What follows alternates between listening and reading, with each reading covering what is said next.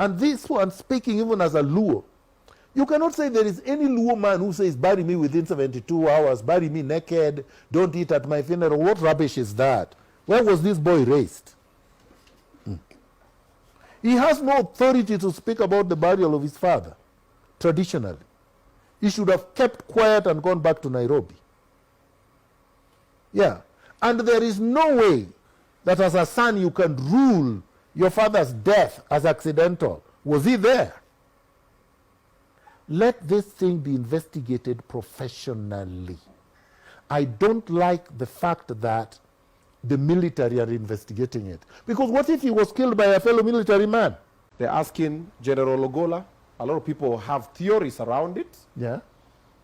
So what about General Ogolla? What's your take? Was he killed? Was he? No, I mean, it would be responsible for me to declare that General Ogolla was killed when I have not done an investigation and conclusively determined that he was killed. Okay.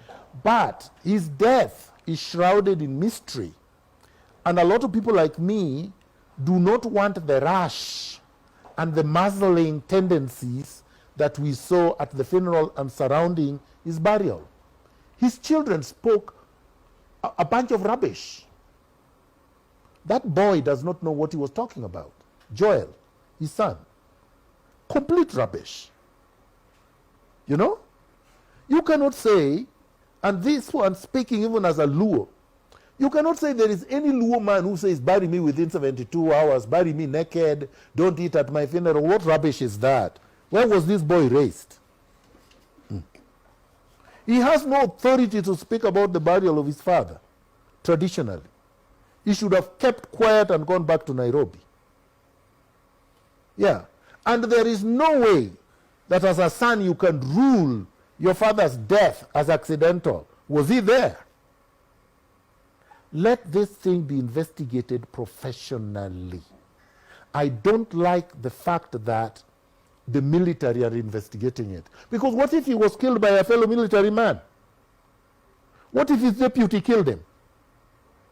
What if other military people killed him? What if the thugs killed him and the military want to cover it? All these questions, there should be no question that cannot be asked. We need to ask all the questions. And they all need answers. And they all need answers. That are verifiable. Correct. So there is absolutely no issue. I cannot say to anybody, even my enemy, that they die under the circumstances that General Ogolla died and that nobody should ask questions. This silly thing that, oh, asking questions will not bring him back to life. What nonsense is that? It will prevent another death if it was caused. Do you understand?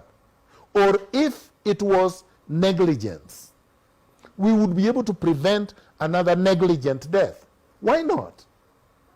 Sure. A human being is not a dog. They cannot die just like that. And generals do not just fall from the air. That's also true. So we have to ask about all these questions because a CDF is secured just like a president. Where was the evacuation team? Where was the evacuation strategy? Where was the rescue strategy? Where were the escort planes or helicopters? Do you understand my point? So why should we not ask them? If in fact, as people are speculating, the plane or the helicopter was changed in the morning, who did? Ultimately, who gained out of the death? The motive. Very important. Motive. President Ruto did not gain because it is him some people are accusing. So he didn't gain, right? But somebody did. Who is it?